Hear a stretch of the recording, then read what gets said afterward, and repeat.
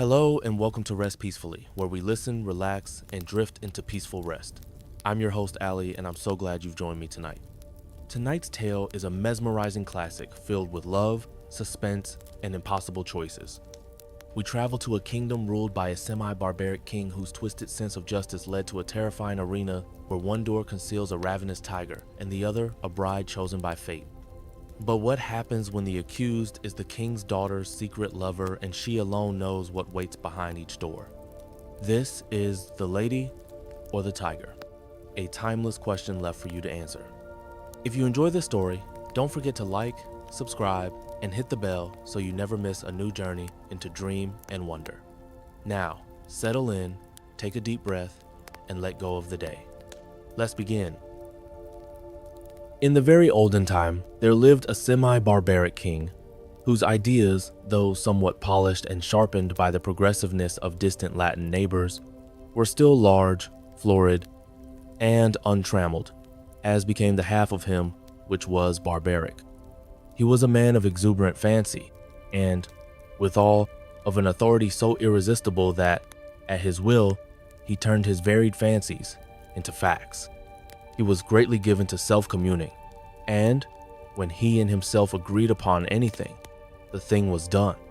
When every member of his domestic and political systems moved smoothly in its appointed course, his nature was bland and genial. But whenever there was a little hitch, and some of his orbs got out of their orbits, he was blander and more genial still. For nothing pleased him so much as to make the crooked straight and crush down uneven places. Among the borrowed notions by which his barbarism had become semified was that of the public arena, in which, by exhibitions of manly and beastly valor, the minds of his subjects were refined and cultured. But even here, the exuberant and barbaric fancy asserted itself. The arena of the king was built not to give the people an opportunity of hearing the rhapsodies of dying gladiators, nor to enable them to view the inevitable conclusion of a conflict between religious opinions and hungry jaws, but for purposes far better adapted to widen and develop the mental energies of the people. This vast amphitheater, with its encircling galleries, its mysterious vaults, and its unseen passages, was an agent of poetic justice in which crime was punished, or virtue rewarded, by the decrees of an impartial and incorruptible chance. When a subject was accused of a crime of sufficient importance to interest the king, public notice was given that on an appointed day the fate of tile-accused person would be decided in the king's arena, a structure which well deserved its name. For, although its form and plan were borrowed from afar, its purpose emanated solely from the brain of this man, who every barleycorn a king, knew no tradition to which he owed more allegiance than pleased his fancy, and who engrafted on every adopted form of human thought and action the rich growth of his barbaric idealism. When all the people had assembled in the galleries, and the king, surrounded by his court, sat high up on his throne of royal state on one side of the arena, he gave a signal, a door beneath him opened, and the accused subject stepped out into the amphitheater.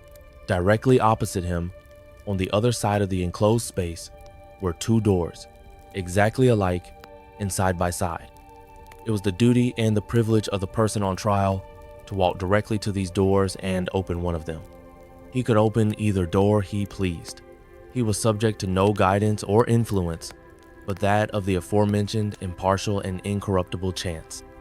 If he opened the one, there came out of it a hungry tiger, the fiercest and most cruel that could be procured, which immediately sprang upon him and tore him to pieces as a punishment for his guilt. The moment that the case of the criminal was thus decided, doleful iron bells were clanged. Great wails went up from the hired mourners posted on the outer rim of the arena, and the vast audience, with bowed heads and downcast hearts, wended slowly their homeward way, mourning greatly that one so young and fair, or so old and respected, should have merited so dire a fate. But if the accused person opened the other door, there came forth from it a lady, the most suitable to his years and station that his majesty could select among his fair subjects, and to this lady he was immediately married, as a reward of his innocence. It mattered not that he might already possess a wife and family, or that his affections might be engaged upon an object of his own selection. The king allowed no such subordinate arrangements to interfere with his great scheme of retribution and reward. The exercises, as in the other instance, took place immediately, and in the arena. Another door opened beneath the king, and a priest, followed by a band of choristers and dancing maidens blowing joyous airs on golden horns and treading in measure, advanced to where the pair stood side by side, and the wedding was promptly and cheerily solemnized. Then the gay brass bells rang forth their merry peals, the people shouted glad hurrahs, and the innocent man, preceded by children strewing flowers on his path, led his bride to his home. This was the king's semi-barbaric method of administering justice. Its perfect fairness is obvious. The criminal could not know out of which door would come the lady. He opened either he pleased, without having the slightest idea whether, in the next instant, he was to be devoured or married. On some occasions, the tiger came out of one door, and on some out of the other. The decisions of this tribunal were not only fair, they were positively determinate. The accused person was instantly punished if he found himself guilty, and, if innocent, he was rewarded on the spot. Whether he liked it or not, there was no escape from the judgments or the king's arena. The institution was a very popular one. When the people gathered together on one of the great trial days, they never knew whether they were to witness a bloody slaughter or a hilarious wedding. This element of uncertainty lent an interest to the occasion which it could not otherwise have attained. Thus, the masses were entertained and pleased, and the thinking part of the community could bring no charge of unfairness against this plan, for did not the accused person have the whole matter in his own hands? This semi-barbaric king had a daughter as blooming as his most florid fancies, and with a soul as fervent and imperious as his own. As is usual in such cases, she was the apple of his eye, and was loved by him above all humanity. Among his courtiers was a young man of that fineness of blood and lowness of station common to the conventional heroes of romance who love royal maidens. This royal maiden was well satisfied with her lover, for he was handsome and brave to a degree unsurpassed in all this kingdom, and she loved him with an ardor that had enough of barbarism in it to make it exceedingly warm and strong. This love affair moved on happily for many months, until one day the king happened to discover its existence. He did not hesitate nor waver in regard to his duty in the premises. The youth was immediately cast into prison, and a day was appointed for his trial in the king's arena. This, of course, was an especially important occasion, and His Majesty, as well as all the people, was greatly interested in the workings and development of this trial. Never before had such a case occurred. Never before had a subject dared to love the daughter of a king. In after years, such things became commonplace enough, but then they were in no slight degree novel and startling. The tiger cages of the kingdom were searched for the most savage and relentless beasts, from which the fiercest monster might be selected for the arena, and the ranks of maiden, youth, and beauty throughout the land were carefully surveyed by competent judges in order that he, young man, might have a fitting bride in case fate did not determine for him a different destiny. Of course, everybody knew that the deed with which the accused was charged had been done. He had loved the princess, and neither he, she, nor anyone else thought of denying the fact. But the king would not think of allowing any fact of this kind to interfere with the workings of the tribunal, in which he took such great delight and satisfaction. No matter how the affair turned out, the youth would be disposed of, and the king would take an aesthetic pleasure in watching the course of events, which would determine whether or not the young man had done wrong in allowing himself to love the princess. The appointed day arrived. From far and near the people gathered and thronged the great galleries of the arena, and crowds, unable to gain admittance, massed themselves against its outside walls. The king and his court were in their places, opposite the twin doors, those fateful portals, so terrible in their similarity. All was ready. The signal was given. A door beneath the royal party opened, and the lover of the princess walked into the arena. Tall, beautiful, fair, his appearance was greeted with a low hum of admiration and anxiety. Half the audience had not known so grand a youth had lived among them. No wonder the princess loved him. What a terrible thing for him to be there. As the youth advanced into the arena, he turned, as the custom was, to bow to the king, but he did not think at all of that royal personage. His eyes were fixed upon the princess, who sat to the right of her father. Had it not been for the moiety of barbarism in her nature, it is probable that lady would not have been there. But her intense and fervid soul would not allow her to be absent on an occasion in which she was so terribly interested. From the moment that the decree had gone forth that her lover should decide his fate in the king's arena, she had thought of nothing, night or day, but this great event and the various subjects connected with it. Possessed of more power, influence, and force of character than anyone who had ever before been interested in such a case, she had done what no other person had done. She had possessed herself of the secret of the doors. She knew in which of the two rooms that lay behind those doors stood the cage of the tiger with its open front, and in which waited the lady. Through these thick doors, heavily curtained with skins on the inside, it was impossible that any noise or suggestion should come from within to the person who should approach to raise the latch of one of them. But gold, and the power of a woman's will, had brought the secret to the princess.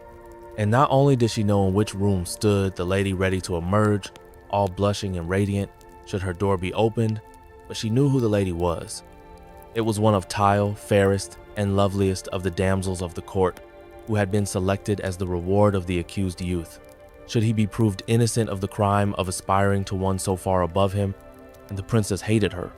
Often had she seen, or imagined that she had seen, this fair creature throwing glances of admiration upon the person of her lover, and sometimes she thought these glances were perceived and even returned. Now and then she had seen them talking together. It was but for a moment or two, but much can be said in a brief space. It may have been on most unimportant topics, but how could she know that? The girl was lovely, but she had dared to raise her eyes to the loved one of the princess, and, with all the intensity of the savage blood transmitted to her through long lines of holy barbaric ancestors, she hated the woman who blushed and trembled behind that silent door. When her lover turned and looked at her, and his eye met hers as she sat there paler and whiter than anyone in the vast ocean of anxious faces about her, he saw, by that power of quick perception which is given to those whose souls are one, that she knew behind which door crouched the tiger and behind which stood the lady. He had expected her to know it. He understood her nature, and his soul was assured that she would never rest until she had made plain to herself this thing, hidden to all other lookers on, even to the king. The only hope for the youth in which there was any element of certainty was based upon the success of the princess in discovering this mystery, and the moment he looked upon her, he saw she had succeeded, as in his soul he knew she would succeed. Then it was that his quick and anxious glance asked the question, which? It was as plain to her as if he shouted it from where he stood. There was not an instant to be lost. The question was asked in a rash. It must be answered in another. Her right arm lay on the cushioned parapet before her. She raised her hand and made a slight, quick movement toward the right. No one but her lover saw her. Every eye but his was fixed on the man in the arena. He turned, and, with a firm and rapid step, he walked across the empty space. Every heart stopped beating. Every breath was held. Every eye was fixed immovably upon that man. Without the slightest hesitation, he went to the door on the right and opened it. Now, the point of the story is this. Did the tiger come out of that door, or did the lady? The more we reflect upon this question, the harder it is to answer. It involves a study of the human heart which leads us through devious mazes of passion, out of which it is difficult to find our way. Think of it, fair reader, not as if the decision of the question depended upon yourself, but upon that hot-blooded, semi-barbaric princess, her soul at a white heat beneath the combined fires of despair and jealousy. She had lost him, but who should have him? How often, in her waking hours and in her dreams, had she started in wild horror and covered her face with her hands as she thought of her lover opening the door on the other side of which waited the cruel fangs of the tiger. But how much oftener has she seen him at the other door? How in her grievous reveries has she gnashed her teeth and torn her hair when she saw his start of rapturous delight as he opened the door of the lady? How her soul had burned in agony when she had seen him rush to meet that woman, with her flushing cheek and sparkling eve of triumph, when she had seen him lead her forth, his whole frame kindled with the joy of recovered life, when she had heard the glad shouts from the multitude and the wild ringing of the happy bells, when she had seen the priest, with his joyous followers, advance to the couple and make them man and wife before her very eyes, and when she had seen them walk away together upon their path of flowers, followed by the tremendous shouts of the hilarious multitude, in which her one despairing shriek was lost and drowned, would it not be better for him to die at once and go to wait for her in the blessed regions of semi-barbaric futurity? And yet, that awful tiger, those shrieks, that blood. Her decision had been indicated in an instant, but it had been made after days and nights of anguished deliberation. She had known she would be asked, she had decided what she would answer, and, without the slightest hesitation, she had moved her hand to the right. The question of her decision is one not to be lightly considered, and it is not for me to presume to set myself up as the one person able to answer it. And so I'll leave it with all of you, which came out of the open door, the lady or the tiger.